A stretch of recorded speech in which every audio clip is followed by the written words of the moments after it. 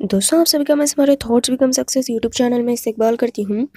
दोस्तों, आज हमने जिस टॉपिक पर वीडियो को अपलोड किया है वो बहुत ही इंपॉर्टेंट टॉपिक है। आज हमने साइकोलॉजी सब्जेक्ट से रिलेटेड वीडियो को अपलोड किया है। उसमें टॉपिक आकर डिफेंस मैकेनिज्म है। आप अगर चाहे तेलुगु मीडियम के पेपर्स को रेफ़र करें हों तो आपको मालूम होगा कि एक और दो बिट ज़रूर से आ रहा है डिफेंस मैकेनिज्म से।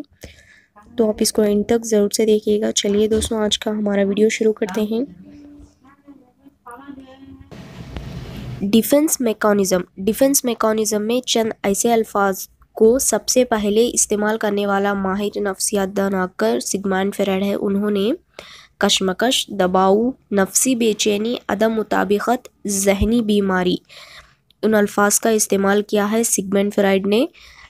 कशमकश की वजह से दबाव बढ़ता है, दबाव की वजह से नफ्सी बेचैनी पैदा होती है। नफ्सियाती बेचैनी को दूर करने के लिए फ़र्द की जानिब से शऊरी और लाशऊरी तौर पर अपनाए जाने वाले अमाल को हिफाजती इक़दामात कहते हैं। हिफाजती इक़दामात फ़र्द की अना का तहफ़्फ़ुज़ करते हैं, लेकिन उनमें नफ्स को धोखा देने का तस्वुर पाया जाता है। ये रहा डिफेंस मैकेनिज्म का डेफिनेशन। इसको सिगमंड फ्रॉइड ने बयान किया है। डिफेंस मैकेनिज्म कई हैं, इनमें से चंद के बारे में जानेंगे जो कि ज़्यादातर कंफ्यूज्ड होते हैं, लगभग एक दूसरे से मिलजुल कर रहते हैं। ऐसे के बारे में पहले डिस्कस करेंगे। पहला आकर रेशनलाइजेशन है, बहुत ही इम्पोर्टेंट है और ज़्यादा कंफ्यूज भी होता है इसके और प्रोजेक्शन के दरमियान। रेशनलाइजेशन से मुराद किसी को अपने मकसद में कामयाबी ना मिलने पर वो अपने मकसद के बारे में मनफी तौर पर सोचता है और अपने आप को सेटिस्फाई मुतमईन कर लेता है। मिसाल के तौर पर कोई डिग्री का स्टूडेंट होता है जो कि फ़ेल हो चुका होता है। उसके फ़ेल होने की वजह पूछने पर वो अपने दोस्त को दिखाकर कहता है कि ये पास होकर क्या फ़ायदा, ये पास होकर भी घर पर है और मैं भी घर पर हूँ। तो इस तरह अपने मकसद में नाकामयाबी हासिल करने पर कोई ना कोई वजह, मनफी वजह बताकर वो अपने आप को मुतमईन कर लेता है।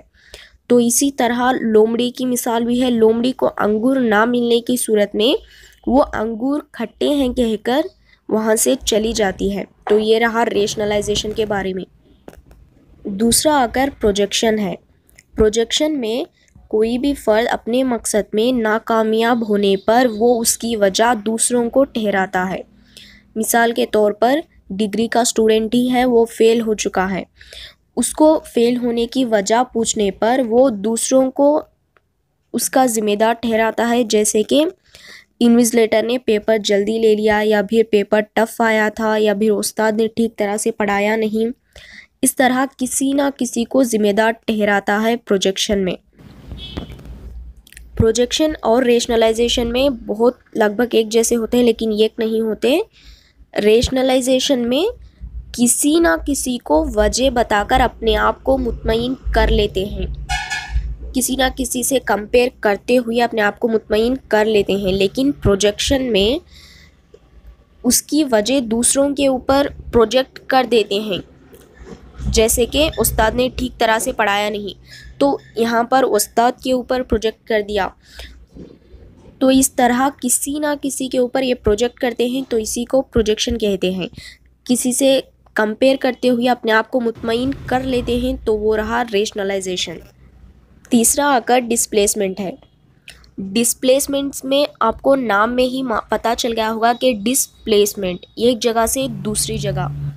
डिस्प्लेसमेंट में फ़र्द अपने गुस्से, फ्रस्ट्रेशन को दूसरे अफराद या अशिया के ऊपर या किसी और के ऊपर दिखाकर अपने दिल को सुकून पहुंचाना, इसी को डिस्प्लेसमेंट कहते हैं। कहीं जगह पर उसको गुस्सा आया होता है, जैसे कि उसको ऑफिस में गुस्सा आने पर वो घर पर आकर उस गुस्से को डिस्प्लेस कर देता है, जिसकी वजह से वो थोड़ी हद तक सुकून महसूस करता है। चौथा आकर रिप्रेशन है।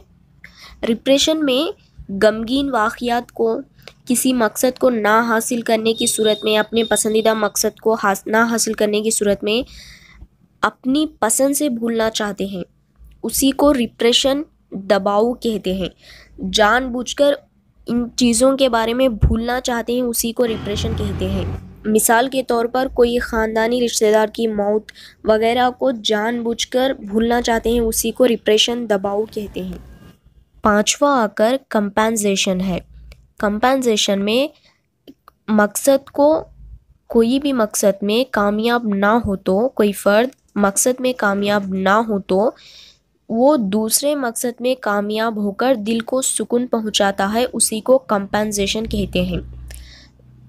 कोई आईएएस बनना चाहता है लेकिन इंटरव्यू में फ़ेल होने की वजह से वो आईएएस नहीं बन सकता, या फिर कोई वजह से आईएएस नहीं बन पाने की सूरत में वो आईएएस के लिए कोचिंग सेंटर ओपन करके कोचिंग देता है। तो इस तरह वो अपने आप को दूसरे मकसद में कामयाब बनाकर दिली सुकून हासिल करता है, इसी को कंपेंसेशन कहते हैं। छठवा आकर आइडेंटिफिकेशन, शनाख्त। आइडेंटिफिकेशन शनाख्त में दूसरों में अपने आप को शनाख्त करते हुए अपने आप को मुतमईन करते हैं। कोई भी फ़र्द किसी मकसद में नाकामयाब होने पर दूसरों की कामयाबी में अपने आप को खुश करते हैं, अपने आप को शनाख्त करके खुश करते हैं, इसी को आइडेंटिफिकेशन कहते हैं। मिसाल के तौर पर कोई हीरो बनना चाहता है लेकिन ना बन सका, तब वो अपने पसंद के हीरो में अपने आप को देखकर खुश होता है, तो इसी को आइडेंटिफिकेशन कहते हैं। रिग्रेशन, अगला आकर रिग्रेशन है। रिग्रेशन में बड़े बच्चों की तरह बर्ताव करते हैं। जैसे कि कोई हॉस्टल स्टूडेंट होता है, वो पहली बार हॉस्टल गया होता है, अब वीकेंड में जब वालिदैन उससे मिलने आते हैं तो वो एलकेजी फर्स्ट क्लास स्टूडेंट की तरह बिहेव करता है, इसी को रिग्रेशन कहते हैं। यानी बड़े लोग बच्चों की तरह बिहेव करते हैं, उसी को रिग्रेशन कहते हैं। दोस्तों, ये रहा आज का हमारा वीडियो, जो कि बहुत ही इम्पोर्टेंट टॉपिक है। ये हमने सिर्फ इसमें चंद ही बताए हैं जो कि बहुत ही इम्पोर्टेंट हैं और लगभग कंफ्यूज करने वाले हैं, इसी पर हमने डिस्कस किया है। आप पूरे देख लीजिएगा ज़रूर से। दोस्तों, आपको हमारा वीडियो पसंद आए तो ज़रूर से वीडियो को लाइक कीजिए और कमेंट कीजिएगा आपको हमारा वीडियो कैसा लगा। कोई नया है तो ज़रूर से चैनल को सब्सक्राइब करें और बेल आइकन को प्रेस करें। जल्दी मिलेंगे एक नई इंटरेस्टिंग वीडियो के साथ, तब तक के लिए शुक्रिया।